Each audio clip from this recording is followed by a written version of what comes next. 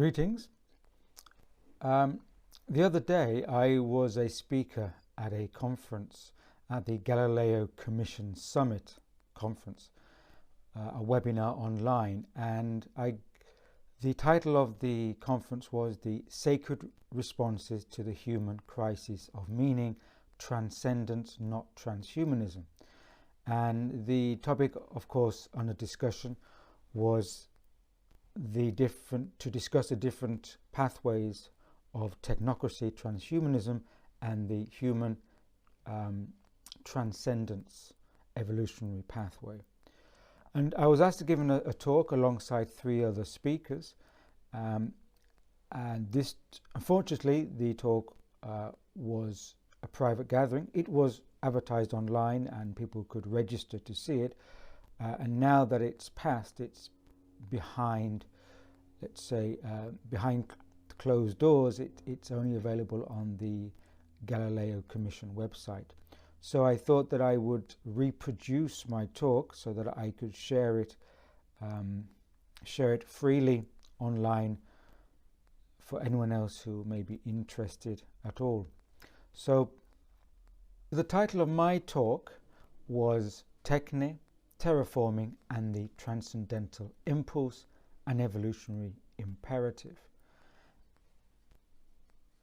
And what I first discuss are the physical aspects and the implications of the situation, what I mean by Techne and terraforming.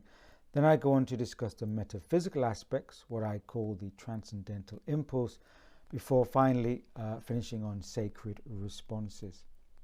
So to start with, Techne and terraforming. I mean, I put forward that human life upon this planet is now transitioning into an era of Techne. Now, Techne is not just a piece of technology. Techne involves all the architecture around the technology that includes and affects human behavior, lifestyle practices, attitudes, skill sets, and more. And these all run alongside and are activated by the architecture of technology in order for its inclusion in human life. So first off, I'm reminded actually of a poem written by the English poet Heathcote Williams. Some people may remember him. He wrote epic poems, and in 1987 he published an epic poem called Autogeddon about the impact of the automobile on human life. And in it he speculated what would a passing alien make of it by observing life on the planet with all these automobiles going around. And he wrote, quote, "If an alien was to hover a few hundred yards above the planet, it could be forgiven for thinking that cars were the dominant life form and that human beings were just a kind of ambulatory fuel cell that were injected when the car wished to move off and ejected when they were spent." Now, end quote. That's I think quite a strong image, that you're observing life on the planet from above the planet and you see that cars are everywhere and that the little things get inside cars, which are humans of course, and when they get in, the car moves off, and when the car stops, they get out. So the alien could be forgiven for thinking that actually the human being is no more than a battery or fuel cell for the car, and the car is a dominant life form.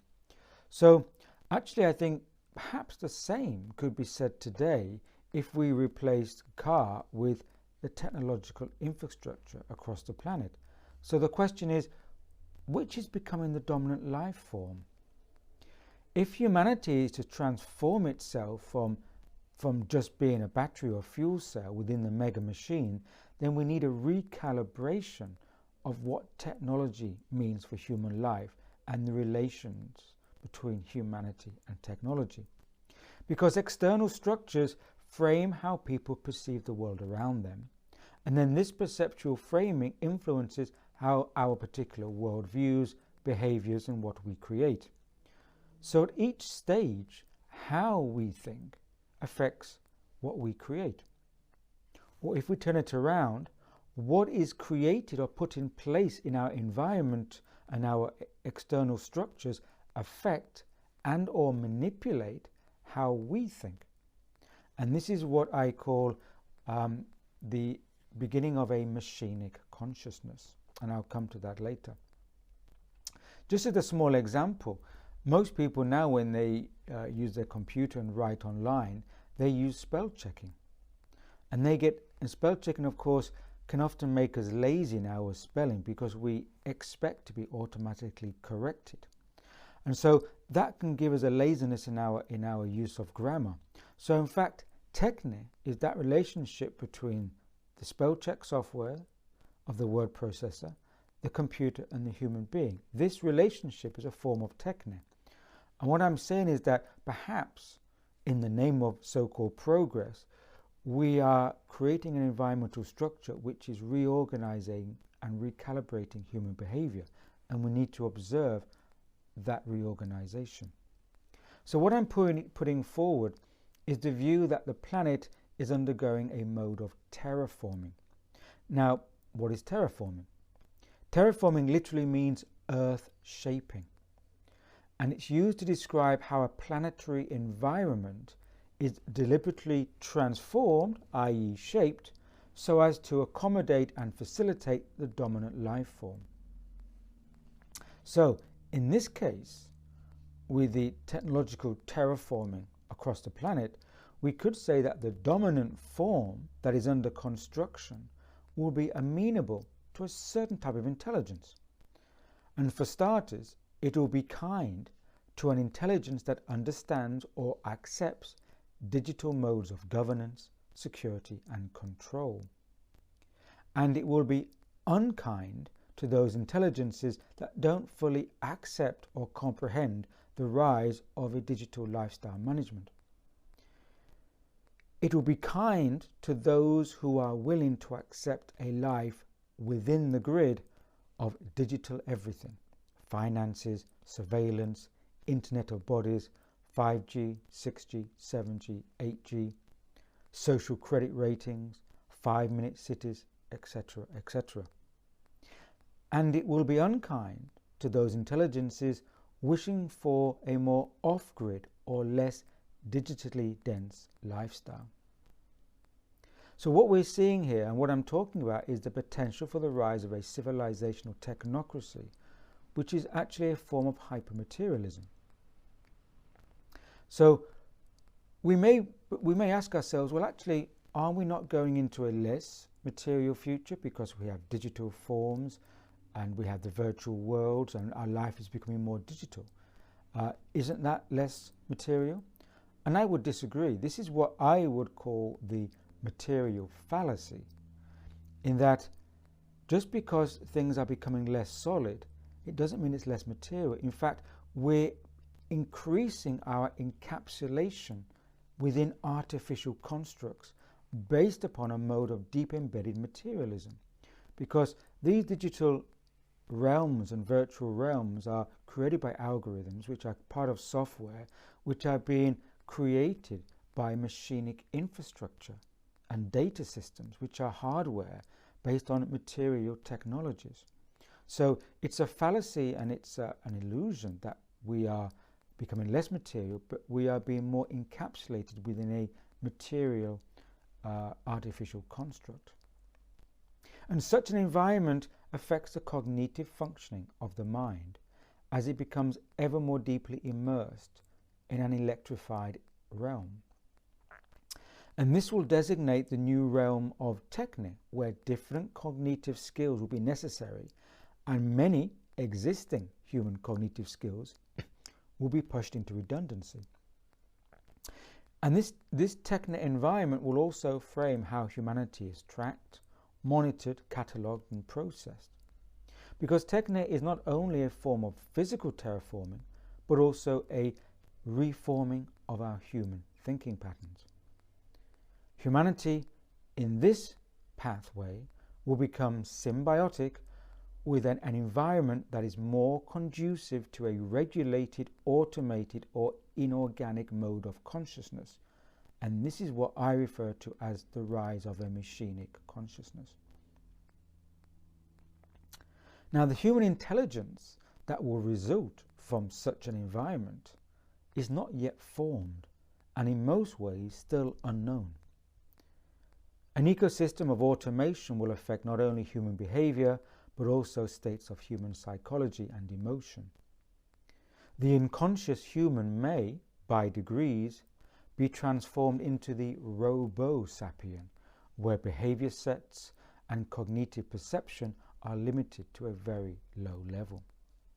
Such a person will effectively be little more than a cog in the machine, and the machine will be well oiled by AI-regulated infrastructures. Such a dystopian future was once described in the 1960s by the French philosopher Jacques Ellul. He described it as the following, I quote, "It will not be a universal concentration camp, for it will be guilty of no atrocity.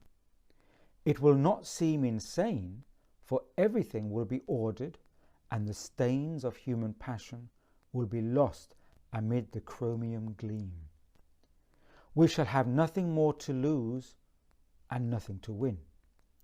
Our deepest instincts and our most secret passions will be analyzed, published, and exploited. We shall be rewarded with everything our hearts ever desired. And the supreme luxury of the society of technical necessity will be to grant the bonus of useless revolt and of a consenting smile."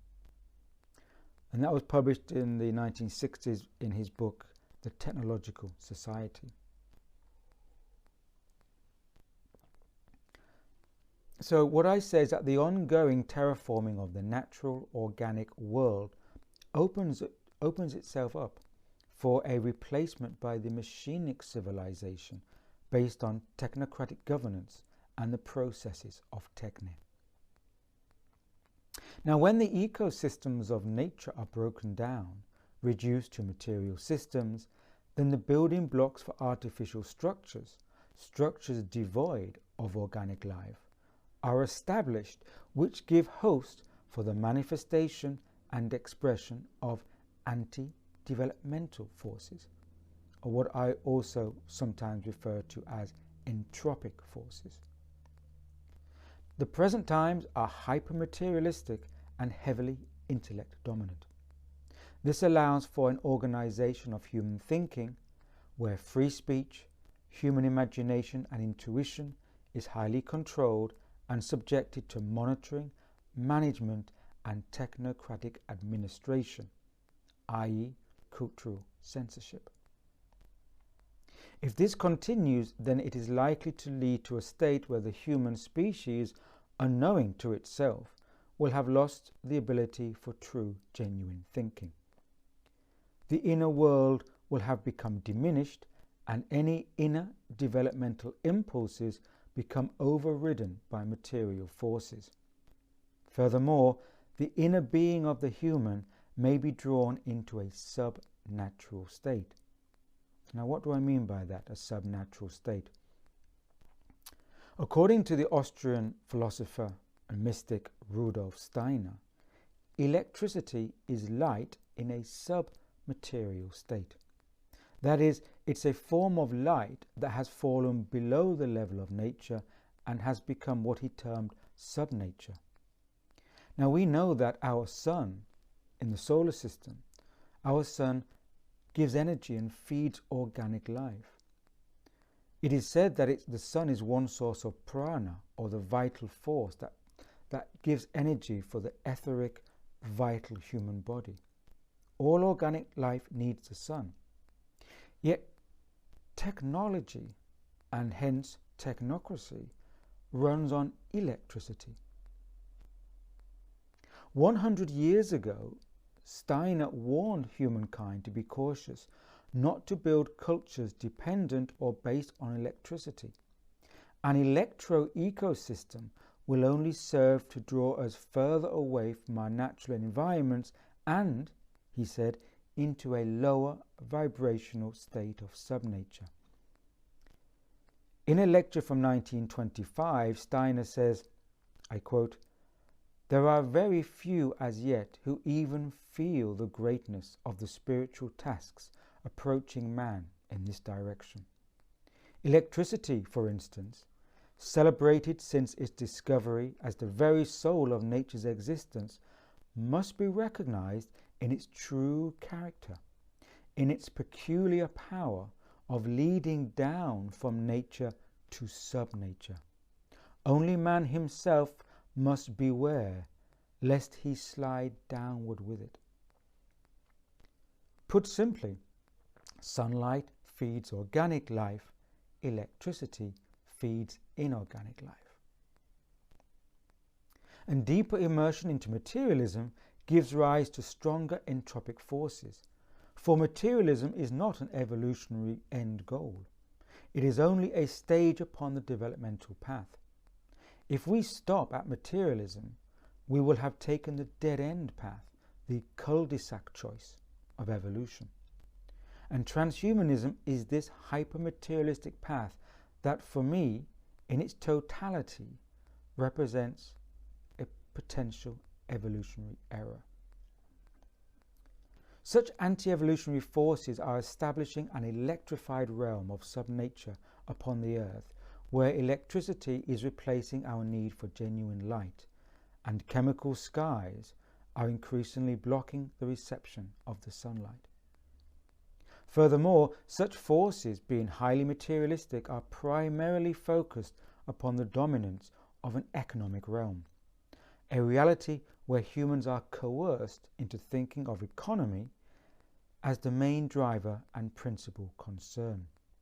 The focus is upon the reign of quantity and not the quality, exemplified by a culture that is governed by numbers, statistics, algorithms, data harvesting, and evidence-based proof. It is these unseen forces of cataloguing, identifying, and accrediting, such as the China-led social credit score system, that are splitting off people from their natural organic relations. Thus, to summarize this part, the terraforming of modern life through Techne, automatism, and technocratic governance is having the result of desensitizing people, driving them into subnature and lower states of conscious awareness, and separating them from the realm of vital creative forces. This is a situation that moves further and further away from the understanding of the human being as a vessel of spirit, as a manifestation of source consciousness within a physical body. And it is within such a barren landscape as this, which is seemingly devoid of the transcendental impulse, that such entropic or anti-developmental forces can play and manipulate upon the weaknesses of an unseeing, unperceiving humanity. The crisis of our times is that our societies do not consider human purpose and the deeper meaning of human existence.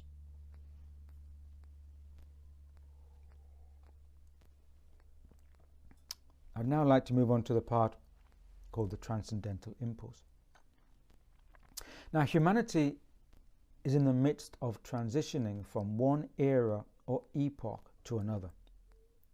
And according to the wisdom traditions, at the end of each developmental epoch, humanity receives those conditions necessary in order to activate a new organ or faculty necessary for the incoming epoch.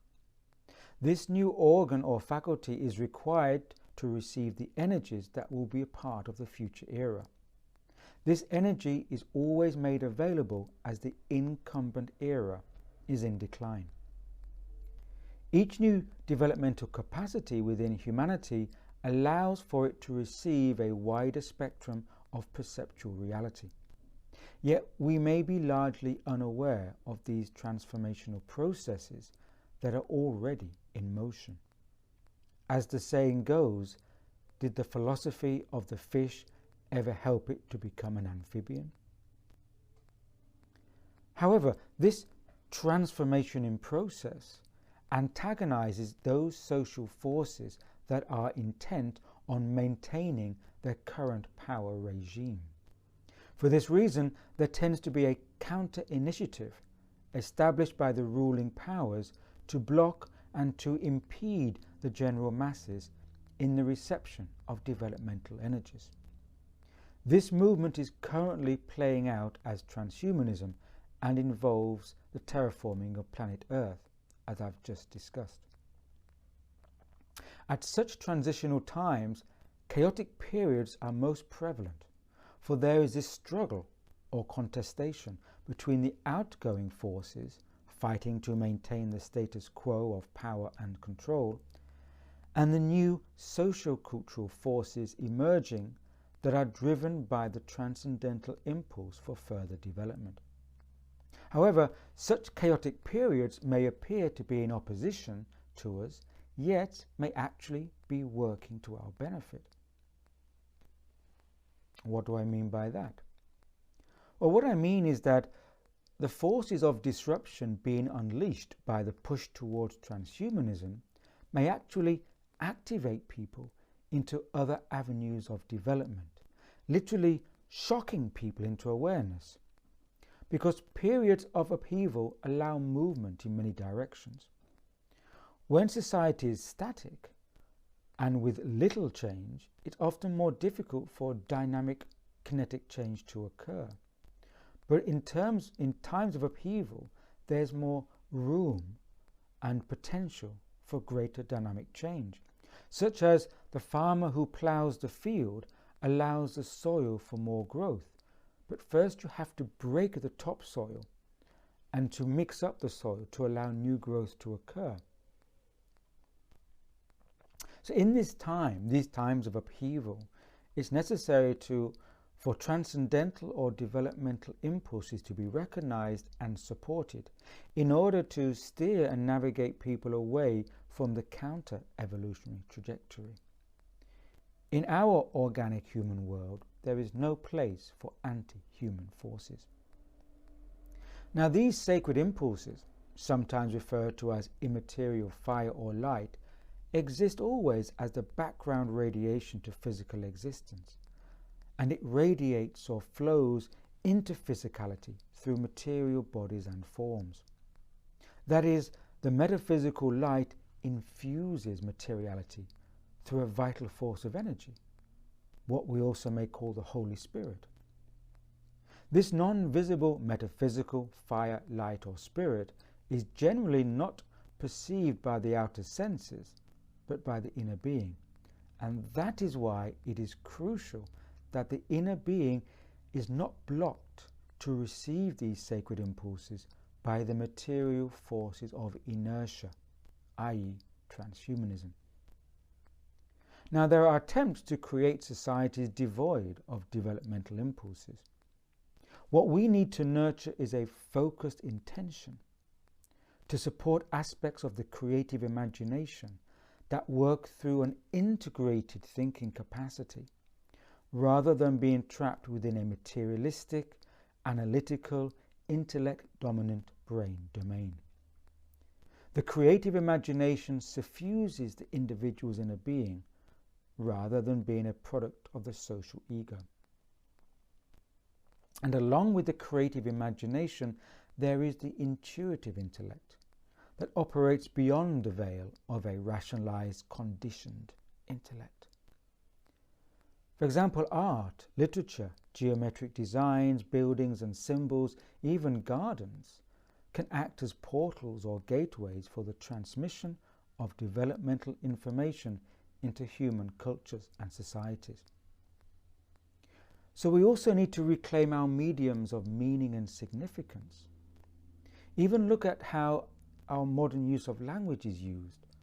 Much of our modern language has recently been hijacked to become slogans, brandings, twitterings, abbreviations, and this mostly acts like a dead language. Also, individuals need to gain a sufficient degree of psychological autonomy, away from the entanglements of superficial social satisfiers, that is, those dependency-oriented activities and entertainment comforts that offer only crudities and not refinements. To speak metaphysically, it's about how we cultivate our vibrational signature. What we align with physically, psychologically, and emotionally will entrain our frequency to its own. Such as a musical instrument. Every so often, a musician needs to retune the musical instrument so that it keeps its vibrational key. So too does humanity needs from time to time to retune its resonance, its vibrational frequency. And here we must be aware that we do not retune ourselves to the lower, denser frequencies that often we find in the exterior mainstream world, but to retune ourselves to a more harmonious, resonant frequency. We should remember that what we actively oppose often ends up attuning us to its frequency. I'm reminded of the inventor Nikola Tesla. He said, I quote, "If you want to find the secrets of the universe, think in terms of energy, frequency, and vibration." So a person needs to be able to discern between the lower, denser frequencies and those of a more uplifting, inspiring, and developmental nature. Then such a person is able to stand aside from the context of their environment so that it has minimal effect on them, yet also blending with it when required. It is the lower, denser energy that seeks to dominate the environment and those within it. And it is this style of behavior that is both encouraged by consensus society as well as rewarded by it. We can see examples of this reality splitting already occurring. What do I mean by reality splitting? Well, I'm sure that many of us have had the experience that we are standing or sitting next to a close friend, a family member, a person we know, and yet we realize that we're not sharing the same reality.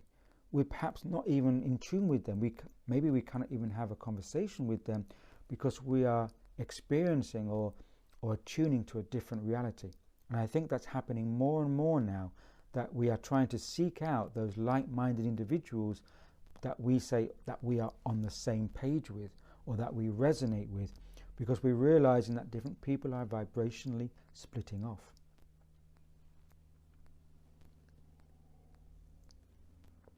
So vibrational alignment with a balanced inner life helps to detach an individual from a life that is being bombarded by lower order impulses and influences, such as from the media and news and mainstream entertainments. We need to disentangle ourselves from the energetic entanglements of outer ghosts, from the dominant social cultural programming transmitted through our communication channels. Quite literally, we can say the real revolution will not be televised, because it needs to be a human evolution, not a tech revolution. Without sufficient insight and awareness, all focus gets placed upon the transient and the superficial. These are the external factors that hook and pull people into a controlling consensus reality with very limited understanding. Thus, to summarize here,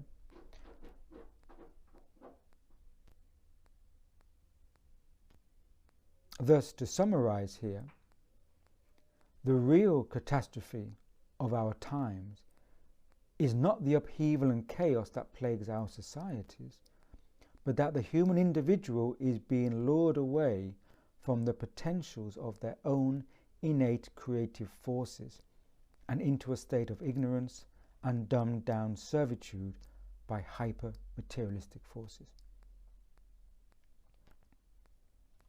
Now I will move on to the final part I call sacred responses.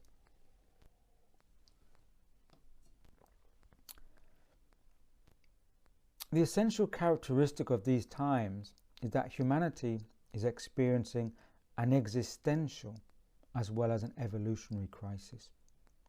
This is why so many aspects of our social structures appear either broken or in breakdown. Yet personally, I cannot envision there being a unified response, because the situation is too varied and people exist in too many different states of awareness. Some people will choose to actively fight or revolt against the incoming wave of transhumanism, and these people will feel this to be a necessary action.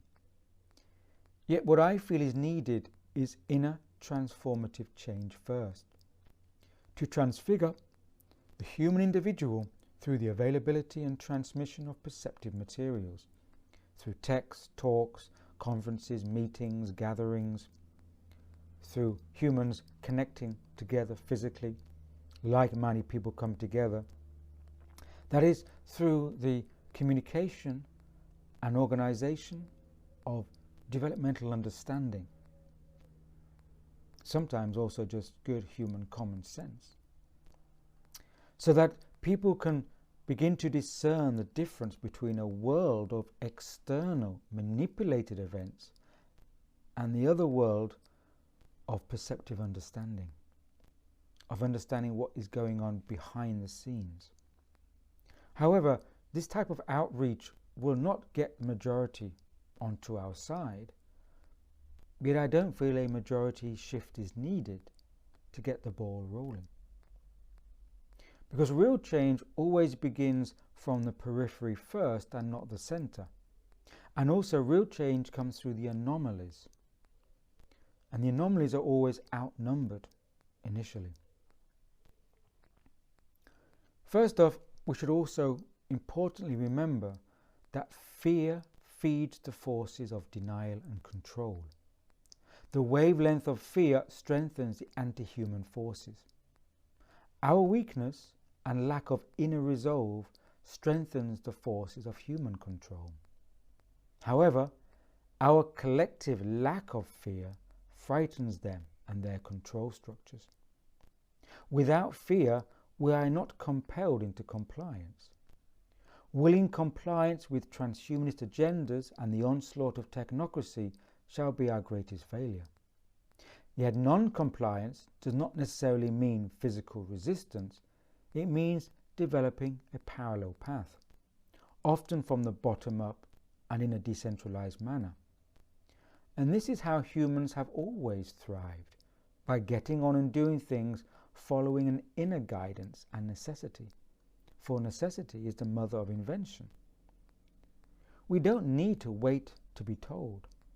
That is, we can create these parallel paths in how we establish our relations, our needs, our transactions, our trust, and how we focus on our objectives for a life based on quality and not quantity.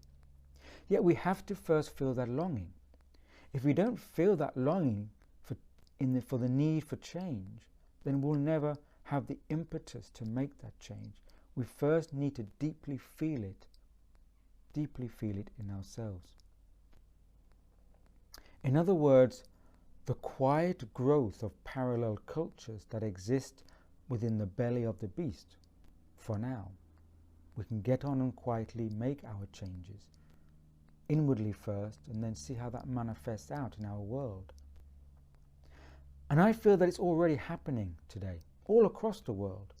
It just may not be visible to many of us. It may not be on the mainstream radar, but these changes are happening all across the world. And it's like the analogy I make of a blotting paper. Perhaps blotting paper is not very well known these days, but take the analogy of a blank piece of paper, and it's it's blank, and you put one drop of colour on it, and all you see is one drop of colour in a whole blank paper. You put another drop of colour on it, and another drop of colour. In the beginning, all you see are these isolated drops of colour, and you think, but the paper's still white. But over time, as those colour drops start to drop, and the ink starts to spread, eventually, when perhaps the white piece of paper is not suspecting it, boom, the spreading ink drops have changed the whole colour of the paper, and there's a transformation, there's a tipping point. So what is required is for enough able-minded people to shift their priorities and to work towards the recalibration of human relations and human betterment, a new way of comprehending the human condition before human civilization either is dragged into a technocratic transhumanist future or falls into a quagmire of wishful thinking. And it is the recognition of sacred, holy, or transcendental forces that will not only assist this transformation, but will also better serve those individuals for the current transition, as well as for a post-transition future. We may ask ourselves, when everything collapses, what remains? The human spirit can be thwarted, blocked, suppressed, yet its existence remains. It does not collapse. So to repeat what I said previously, at the end of each developmental epoch, humanity receives those conditions necessary in order to activate a new organ or faculty necessary for the incoming epoch. This new faculty is required to receive the energies that will be part of the future era.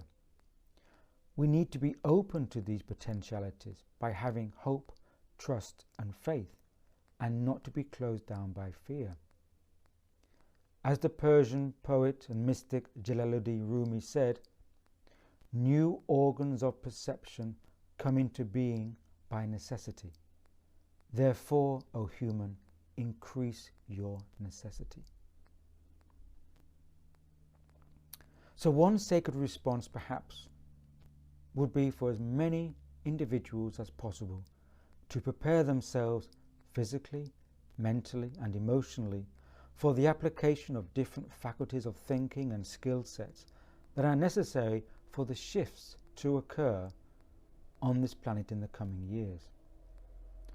Only let us be aware that there's also likely to be turbulence along the way. Yet the act of transmuting and grounding turbulence into transformative forces is the very least of the sacred responsibilities of the human being. To summarize, transhumanism and the transhumanistic technocratic agenda wins through the indifference and the demoralization of the human being. Our response must be the opposite. We need to be living through our truths. To quote from Václav Havel, we need the rehabilitation of values like trust, openness, responsibility, solidarity, and love. Now, I may have spoken largely here from a philosophical standpoint, yet each individual now will have to consider the ways appropriate for themselves for manifesting their ideals into their physical lives. Thank you for listening. As always, stay grounded, stay well, stay healthy. Until next time.